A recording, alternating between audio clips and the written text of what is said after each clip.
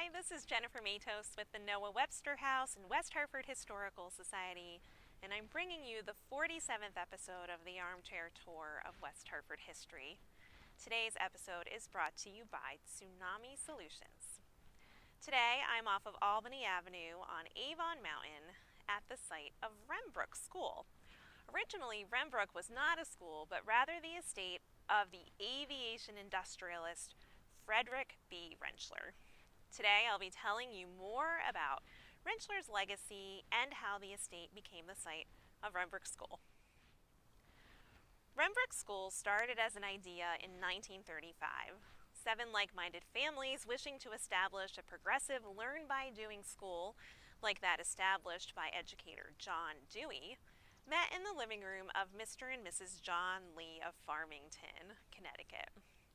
The group, which also included George Meade, one of the founders of Pratt & Whitney, and his wife Carrie, founded the Tungus School, named in recognition of the Native American tribe that was local to the Connecticut River Valley.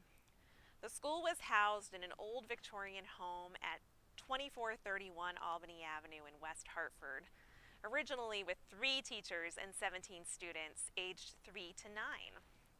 The school grew under the guidance of headmistress Florence Green, who would work at the school for 32 years. In less than 1 year, enrollment had increased enough to require a change of locations. The school moved to a large house at the corner of Farmington and Outlook Avenues and was renamed the Junior School. At this point, there were 39 students enrolled.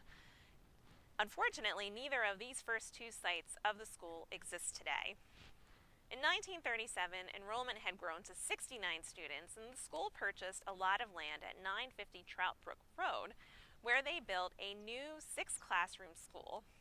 In the spring of 1938, the teachers painted all of the furniture a shade of blue that is still seen on the campus today. With West Hartford's population boom in the 1940s and 50s, enrollment at the junior school continued to grow to a point that the school built in 1937 became too small. Headmistress Green and the school's trustees jumped at an opportunity that was presented by the estate of Frederick B. Rentschler. Frederick Brant Rentschler was born on November 8, 1887 in Hamilton, Ohio, to German-American immigrants. George and Phoebe Rentschler owned the Republic Motor Car Company that built Republic cars from 1910 to 1916. The family built a mansion in Hamilton, Ohio in 1901 that is today a historic site that is called the Rentschler House. Growing up in this privileged environment, Frederick Rentschler graduated from Princeton University in 1909 and worked in his family's businesses as a molder and a machinist. He joined the United States Army when the U.S. entered World War I in 1917 and achieved the rank of captain, where he spent his days in Brunswick, New Jersey, inspecting aircraft engines at the Wright-Martin plant, which had gotten its start in 1916 by the Wright brothers. This was a transformative experience for Rentschler, who left the Army with the understanding that the aircraft of the future would need lighter weight engines that were more powerful and reliable.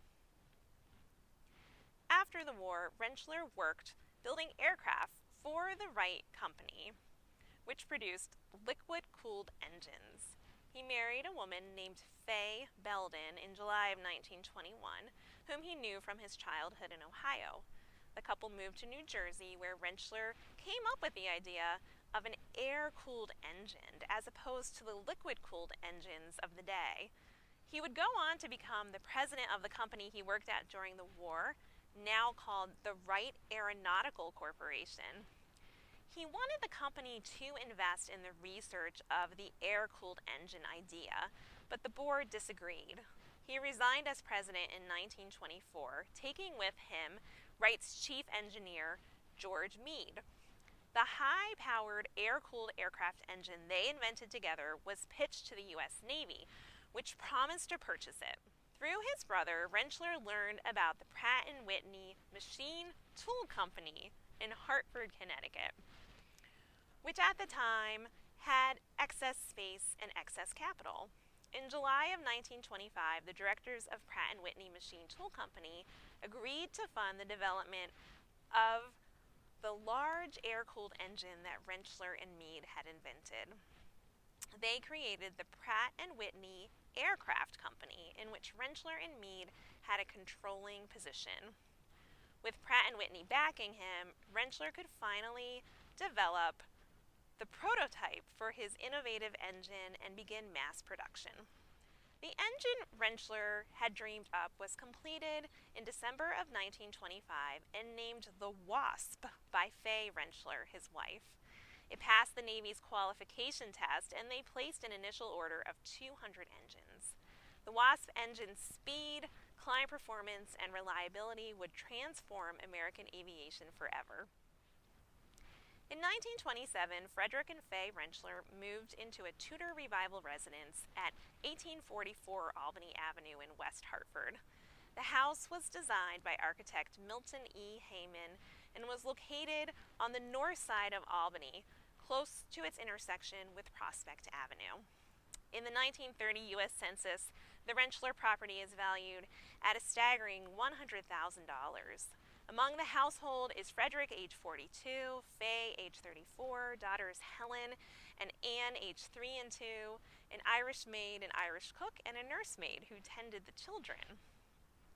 In 1931, the Rentschlers built an even more impressive house located further west on Albany Avenue on Avon Mountain.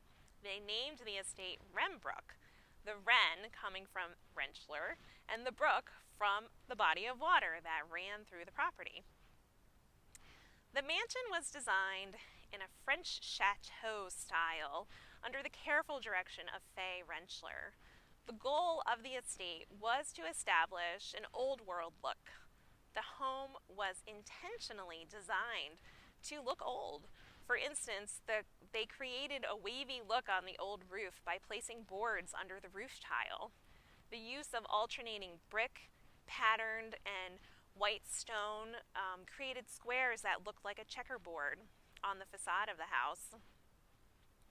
Renbrook was designed for entertaining, and inside guests would be greeted by a very grand great hall, a wing of the mansion containing living quarters, a ballroom, and boudoir, also a garden room, was torn down before the beginning of World War II.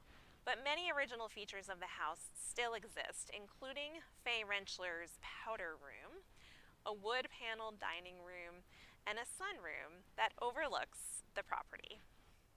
The bathrooms have custom faucet heads designed to look like propellers, imitating the shape of Rentschler's famous Wasp engine. In 1929, Rentschler and his associates split from the Pratt & Whitney Machine Tool Company, though they were able to keep the name Pratt & Whitney Aircraft Company. Rentschler joined forces with William Boeing to create the United Aircraft and Transport Corporation, which completed a coast-to-coast passenger flight network the same year. United Aircraft and Transport Corporation split up in 1934. Rentschler took his half, headquartered in Hartford, Connecticut, and called it United Aircraft Corporation, of which Pratt & Whitney Aircraft was a wing. After World War II, Rentschler led his companies to be a leading producer of jet engines. The Rentschler family lived in both the Renbrook estate and at a southern getaway in Boca Raton, Florida, until 1953. Fay Rentschler died at the age of 58 in March of 1953 while in West Palm Beach, Florida. She was buried in her family's plot in Cincinnati, Ohio. Rentschler served as the president of United Aircraft until his death on April 25, 1956 in Boca Raton. He's buried in West Hartford's Fairview Cemetery. In 1975, the United Aircraft Corporation became known as United Technologies. In 1957, the estate of Frederick B. Rentschler announced it would lease the family home with 48 acres of land to a worthy not-for-profit institution. Junior School, which had been established by Rentschler's business associate George Meade, applied for the opportunity. Selected first among 18 applicants, the school was awarded the rental of the Albany Avenue home at $1 per year. In appreciation, the junior school renamed itself Renbrook, the original name of the Rentschler estate. In January of 1958, the school moved to its current location at 2865 Albany Avenue. Within 10 years, the enrollment grew to 470 and the program expanded to carry students through grade 9. In 1996, the Fay Belden Rentschler Foundation merged with Renbrook School. Today, Renbrook School enrolls almost 400 students from more than 35 cities and towns in Connecticut and Massachusetts. It celebrated its 80th anniversary in the 2015-2016 school year. Pratt & Whitney's former company airfield located in East Hartford, Connecticut was named Rentschler Field in honor of Frederick E. Rentschler. The airfield was decommissioned in 1995 and the land it was on was donated to the state of Connecticut in 1999. A stadium, also called Rentschler Field, was built on the site and opened in 2003 as the home field for the University of Connecticut's football team. A special thanks to Tsunami Solutions for sponsoring this episode of the ArmChair Tour of West Hartford History. The ArmChair Tour of West Hartford History series is also brought to you with support from the Vernon D. and Florence E. Russa Foundation Memorial Fund. I hope you learned something new. We'll see you next week.